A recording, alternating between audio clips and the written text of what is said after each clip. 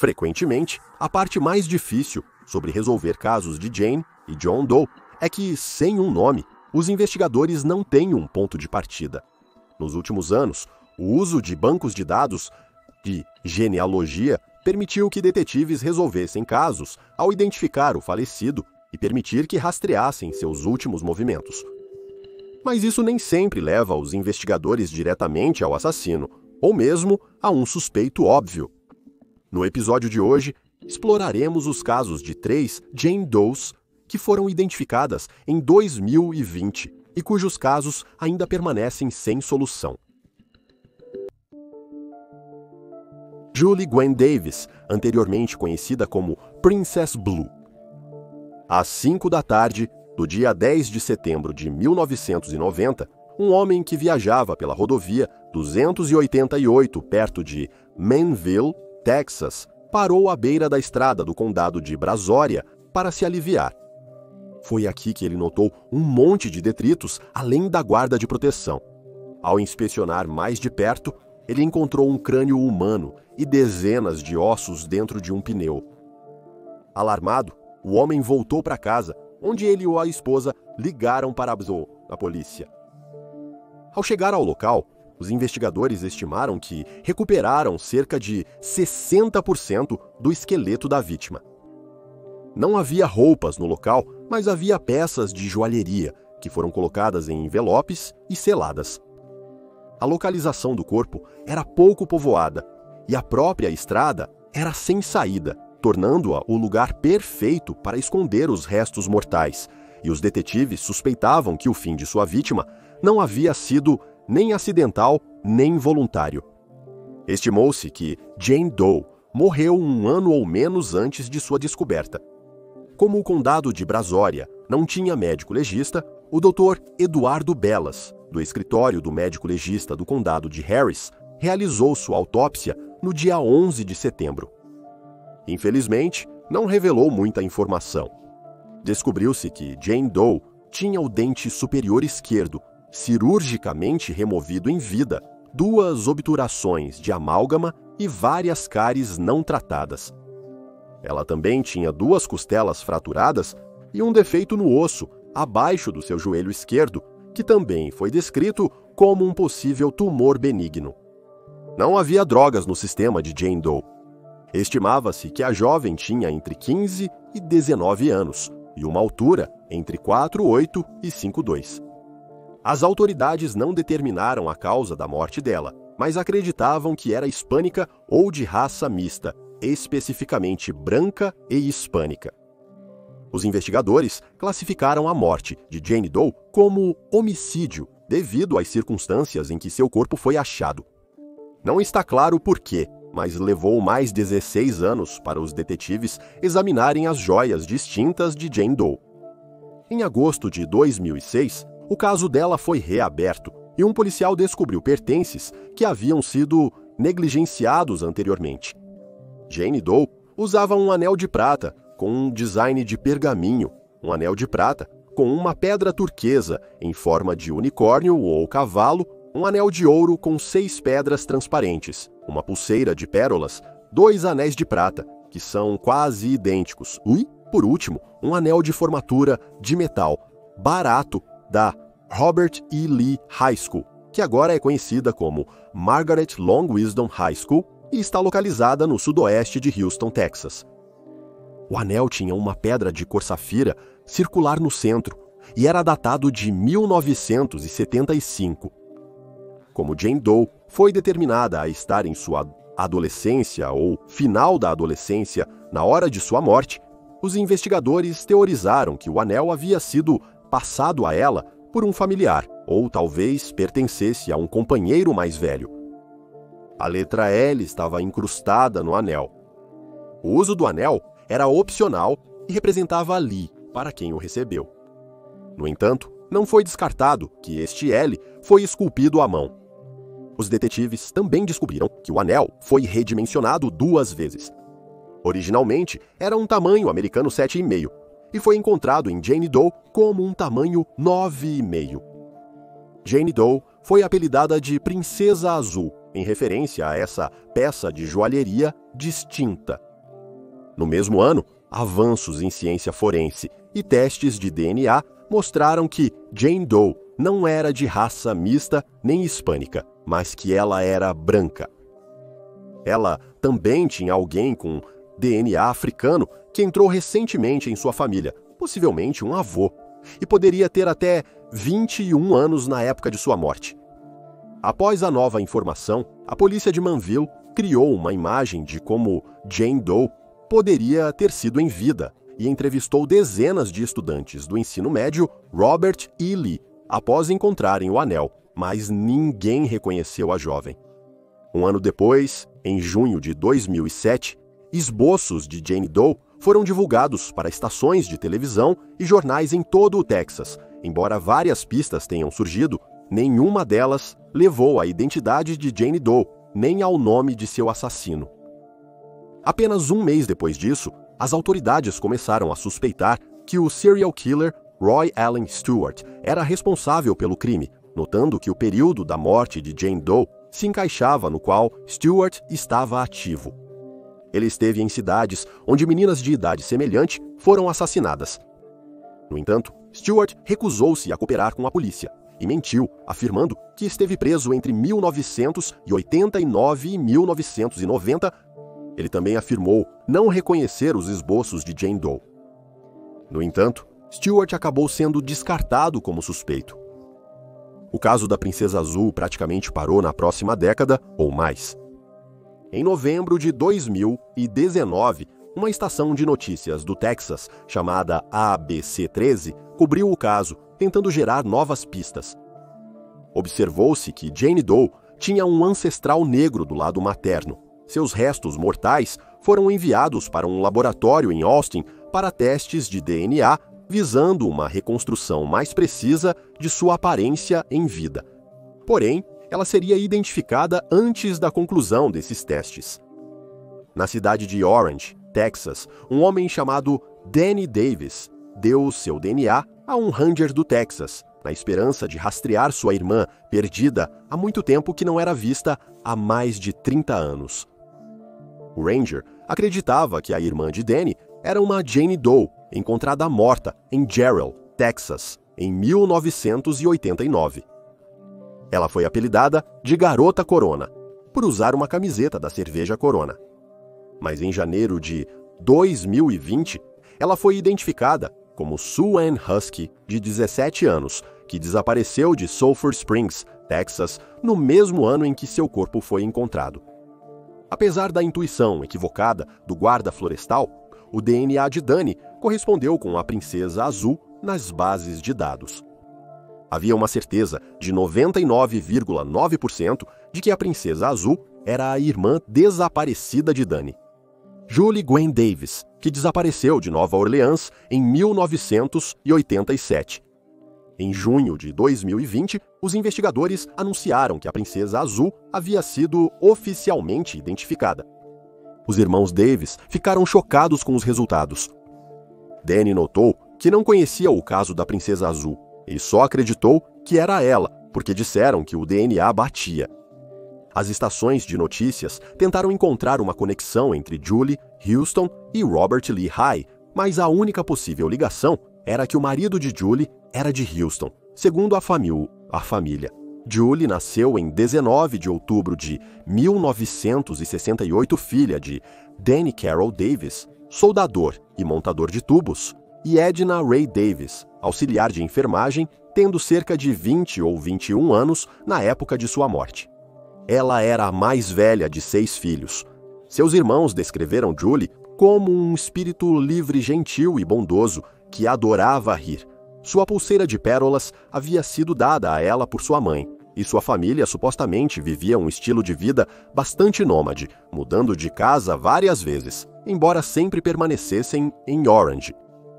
A partir dos 12 anos, Julie passou a viajar frequentemente entre Houston, Orange e Nova Orleans, em Louisiana.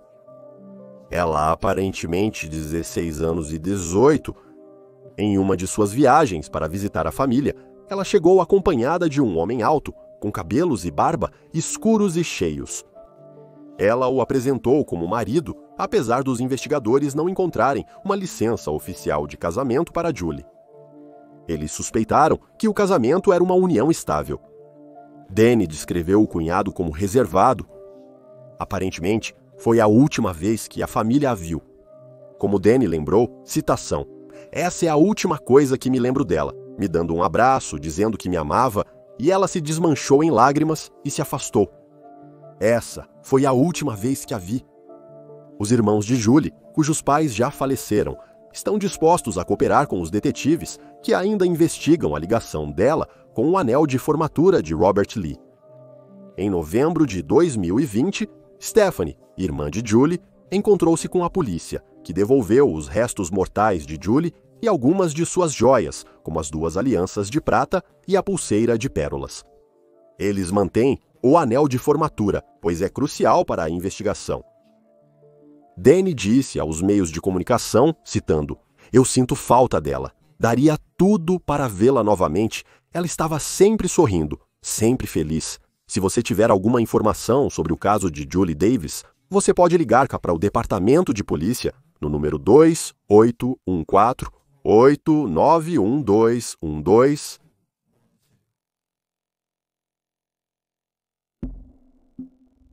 Carrie Lynn Wyant, anteriormente conhecida como Jane Doe, 220 unidades fiscais de referência. Em 1º de maio de 1995, um trabalhador agrícola encontrou um osso e vários itens de roupa ao preparar um campo de milho para o plantio de primavera. Alarmado, ele imediatamente contatou a polícia e, quando eles chegaram, encontraram ainda mais restos no campo localizado ao longo da estrada do Condado de Champaign 2400 Norte, em Thomasboro, Illinois. Não há muita documentação sobre a investigação do caso de Jane Doe, que parece ter passado principalmente despercebido.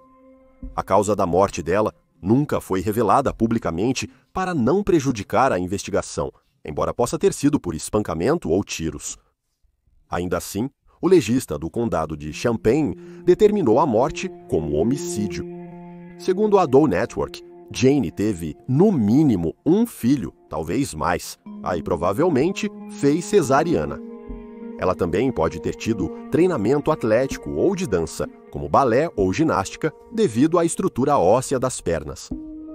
Estimava-se que ela tinha entre 19 e 41 anos, mas após uma reanálise de seus ossos, a faixa etária foi revista para 16 a 29 anos.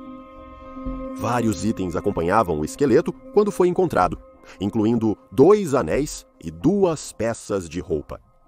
Um dos anéis era uma simples aliança de ouro e o outro, um anel de metal amarelo com pedras em um padrão circular e centro verde escuro. Quanto à roupa, foi encontrada uma blusa branca de manga curta com decote em V de tamanho médio, com botões tanto na frente quanto atrás. Tinha um bolso no lado esquerdo e a etiqueta dizia Huntington Ridge. Havia também uma calça de jogging perto do corpo. Os testes de isótopos realizados nos restos mortais de Jane Doe indicaram que ela era originária do sudeste de Illinois, Tennessee, Missouri ou Kansas, mas que ela não passou uma quantidade significativa de tempo em Illinois nos últimos 5 anos de sua vida. Por um tempo, os investigadores consideraram o serial killer Larry Hall um suspeito no caso, mesmo que Jane Doe tenha sido encontrada após sua prisão por sequestrar e matar Jessica Roach, uma jovem de 15 anos de Georgetown, Illinois, em 1993. Acredita-se que Hall seja responsável por matar até 45 mulheres e meninas nos anos 80 e 90, embora ele tenha sido acusado apenas no caso de Jessica. Muitas de suas supostas vítimas estão desaparecidas ou não identificadas. Não está claro se Hall ainda é suspeito neste caso. Em fevereiro de 2020, após os produtores de um programa de televisão expressarem interesse em reexaminar o caso, o perfil de DNA de Jane Doe foi concluído e carregado em um banco de dados de DNA. E em abril, uma equipe de genealogistas construiu várias árvores genealógicas e identificou os pais da jovem mulher. Seu verdadeiro nome foi finalmente revelado em outubro de 2020, Carrie Lynn Wyant, que tinha apenas 23 anos na época de sua morte. Carrie nasceu em 18 de outubro de 1971, em Galesburg, Illinois. Ela frequentou a Galva High School, em Galva, uma cidade no condado de Henry, Illinois, mas nunca se formou. Em 1985, com apenas 14 anos, ela saiu da casa dos pais para morar com outros parentes. Depois disso, os investigadores acreditam que Carrie se mudou da casa de seus parentes para um abrigo para os pobres em Peoria, Illinois, possivelmente um chamado Southside Mission. Entre 1985 e 1988, as autoridades não têm certeza dos movimentos da adolescente, embora tenham conseguido rastrear seus registros de emprego e descobrir onde ela trabalhou entre 89 e 91. Ela foi amplamente empregada por restaurantes de fast food. Carrie trabalhou no Gustavus Tacos entre 1989 e 1990 no Market Street Café, em 1990 e no Taco House entre 1990 e 1991, todos localizados em Galva. Além disso, ela trabalhou no Hardee's, em Galesburg, em 1990 e mais tarde trabalhou em um Dunkin' Donuts e no restaurante Bagóis, em Peoria, e em um posto de gasolina, restaurante I-10, no Texas. Os investigadores não conseguiram localizar os gerentes desses estabelecimentos nos períodos em que Carrie trabalhava lá, mas esperam que qualquer membro do público que trabalhou com ela venha a público para ajudá-los a reunir mais informações. Embora não esteja claro o que Carrie fez entre 1991 e 1993, as autoridades conseguiram retomar o rastro dela novamente em 1994, quando um ex-amigo contou aos detetives que ela reapareceu em Galesburg em fevereiro daquele ano. Ela estava grávida e não tinha para onde ir. Os amigos de Carrie a acolheram e, em maio, ela deu à luz a um menino. Um mês depois, ela decidiu participar de um carnaval na feira do condado de Henry, em Cambridge, Illinois. Carrie confiou seu bebê de 2 meses a um amigo e saiu. Autoridades descobriram que o menino morreu em um acidente de bicicleta em 2001. Os investigadores encontraram o dono do carnaval, mas ele não se lembrava de Carrie e não tinha registros de emprego de 1994. O carnaval pode ter levado o jovem de 23 anos para o condado de Champaign, pois estava agendado para se apresentar na Feira Fisher em julho de 1994 e em 2 feiras de Springfield. Após o dia do trabalho, o carnaval foi para Little Rock, Arkansas. Os detetives acreditam que Carrie passou a maior parte do resto de sua vida aqui, antes de retornar para sua última residência, conhecida em Kewanee, Illinois. Depois de deixar a casa em 1985, Carrie não teve mais contato com seus pais e não está claro se ela tinha irmãos e se falava com eles ou não. Também é desconhecido com quais parentes ela ficou depois disso e por que deixou essa casa logo em seguida. Ela nunca foi oficialmente reportada como desaparecida devido ao seu estilo de vida transitório, mas não se sabe por que sua amiga, que estava cuidando de seu filho, nunca se preocupou com seu paradeiro. Os detetives ainda estão perguntando quem matou Carrie e por quê. E por que ela foi encontrada a cerca de 150 milhas de sua casa. Se você tiver alguma informação sobre o caso de Carrie, pode entrar em contato com o escritório do xerife do condado de Champaign, no número 21738411213. Alicia Ann Heinrich, anteriormente conhecida como Delta Dawn ou Baby Jane. Nas primeiras horas de 3 de dezembro de 1982, na rodovia estadual 63 do Mississippi, vários motoristas avistaram uma cena preocupante. Uma mulher vestida com jeans azul e uma camisa xadrez azul, andando para frente e para trás, aparentemente angustiada, com uma menina loira, descalça e sem casaco em seus braços. A dupla foi vista, pela última vez, caminhando para oeste, na Interestadual 10, próximo às balanças de caminhões na divisa entre Alabama e Mississippi, entre meia-noite e 1 da manhã. Apesar de várias pessoas terem parado e oferecido ajuda, a mulher recusou todas as vezes. Relatos de testemunhas foram corroborados por uma mulher que monitorava conversas de rádio entre caminhoneiros naquela manhã. A mulher relatou que os motoristas estavam fazendo um grande alvoroço sobre uma mulher angustiada caminhando pela rodovia com uma criança pequena, recusando todas e quaisquer ofertas de ajuda. 2 dias depois, no dia 5 de dezembro, às 7 da manhã, um caminhoneiro ligou para o departamento de polícia local para relatar o corpo de uma mulher flutuando de bruços no rio Escatapa ao longo da rodovia 10. Ele descreveu a mulher vestindo uma camisa xadrez azul. Um delegado do departamento do xerife do condado de Jackson foi enviado ao local, mas não localizou o corpo da mulher no rio. Ao ampliar sua busca, no entanto, ele descobriu o corpo imóvel de uma pequena menina loira, parcialmente submersa e de rosto para cima perto da ponte. A cena estava tomada por ervas daninhas e vegetação, impossibilitando a visão dos motoristas que passavam. Ela estava morta há entre 36 a 48 horas. A área do rio, onde o corpo da mulher foi visto, foi vasculhada, mas não foram encontrados restos mortais de uma mulher adulta. Helicópteros e barcos auxiliaram na busca, e a unidade de busca subaquática foi acionada, mas ainda não havia nenhum vestígio de uma mulher com uma camisa xadrez azul. Dito isto, a unidade conseguiu encontrar alguns restos mortais de um jovem homem afro-americano que foi encontrado no dia 8 de dezembro. John Doe tinha entre 18 e 22 anos e foi descoberto a 60 jardas de distância de Baby Jane Doe embaixo da ponte. Os detetives suspeitaram que ele foi jogado da ponte, mas também havia sido morto a tiros e estava morto há pelo menos 6 meses, então não se acreditava que estivesse ligado ao caso de Baby Jane. Os investigadores determinaram que a jovem garota, apelidada posteriormente de Delta Dawn, foi jogada da ponte.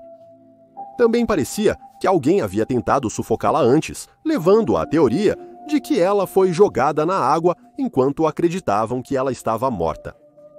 Na verdade, a pequena Jane ainda estava viva. Ela inalou água do rio e se afogou. Fora isso, a jovem garota estava saudável e estimava-se que tinha entre 18 e 24 meses de idade.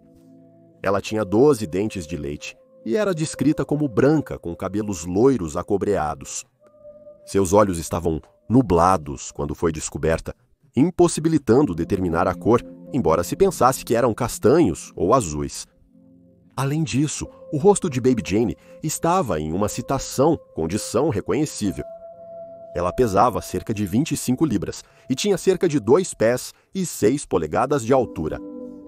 Não havia sinais de desnutrição e ela estava vestida com um vestido xadrez rosa e branco da marca Cradle Talks, que tinha 3 flores na frente e uma fralda. Após a descoberta de Baby Jane, ela foi associada à mulher com um bebê vista na Interstate 10.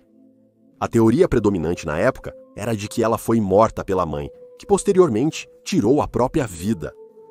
Desde sua identificação, essa ideia foi geralmente descartada. Em 2009, o corpo de Baby Jane foi exumado para a coleta de amostra de DNA. No entanto, nenhuma correspondência foi feita naquele momento. Ao longo dos anos, várias reconstruções forenses foram feitas, mas novamente, nenhuma levou ao seu nome. Finalmente, em dezembro de 2020, 38 anos após a descoberta de Baby Jane, os investigadores anunciaram que agora tinham um nome para ela, Alicia Ann Heinrich de Joplin, Missouri. A genealogia conectou a criança de 18 meses a Teresa Spencer, cuja irmã, Gwendolyn Clemons, de 23 anos, era a mãe de Alicia. Gwendolyn estava divorciada do pai de Alicia e não foi dada como desaparecida até que a criança foi identificada. Mãe e filha desapareceram por volta do dia 24 de novembro de 1982, de Kansas City, Missouri. De acordo com relatos, Gwendolyn pretendia se mudar para a Flórida com Alicia e seu namorado, cujo nome não foi revelado.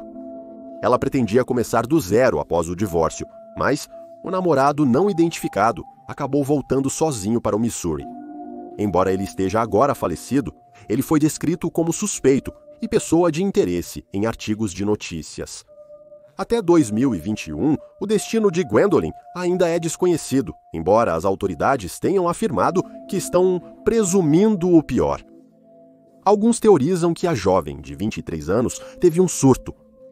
Alguns ainda creem na hipótese de assassinato seguido de suicídio. Para muitos, no entanto, o namorado não identificado de Gwendolyn é a pessoa mais suspeita no caso. Acredita-se amplamente que ela era uma mulher parada na ponte no dia 3 de dezembro com sua filha nos braços. Detetives online teorizaram que ela estava angustiada porque estava tentando fugir de um relacionamento abusivo, mas neste momento não está claro se algum dia teremos respostas neste caso. Gwendolyn Clemons desapareceu por volta de 24 de novembro de 1982 de Kansas City, Missouri. Ela é uma mulher branca, de 23 anos de idade, com altura entre 1,58 m e 1,73 m e pesando entre 47 e 61 kg. As autoridades suspeitam que ela foi vítima de um crime, mas ainda não descartam outras possibilidades. Se você tiver alguma informação sobre o desaparecimento dela ou a morte de sua filha Alicia, você pode ligar para o Mississippi Coast Crime Stoppers no número 877-787-5898. Além disso, o John Doe, do condado de Jackson, que também foi encontrado no rio e foi descartado como sendo conectado a este caso, ainda não foi identificado. Ele é um homem afro-americano, entre 18 e 22 anos de idade. Estima-se que ele tenha cerca de 1,68 m, pese entre 54 e 77 kg e era canhoto. Ele tinha doença periodontal avançada e um forte sobremordida, além de uma cicatriz no lado esquerdo da testa, que era o resultado de uma lesão curada. Ele usava tênis Converse, com acabamento vermelho, no tamanho americano 7,5, calças marrons e uma camisa esportiva com tema havaiano desbotada. Qualquer pessoa com informações sobre o caso dele pode ligar para o médico legista do estado do Mississippi no número 601-42091. 40. E aí estão os fatos. Por favor, deixe um comentário abaixo com suas próprias teorias e especulações. E lembre-se de curtir este vídeo e se inscrever para apoiar o canal. Obrigado por assistir, fique alerta, fique seguro e nos vemos na próxima vez.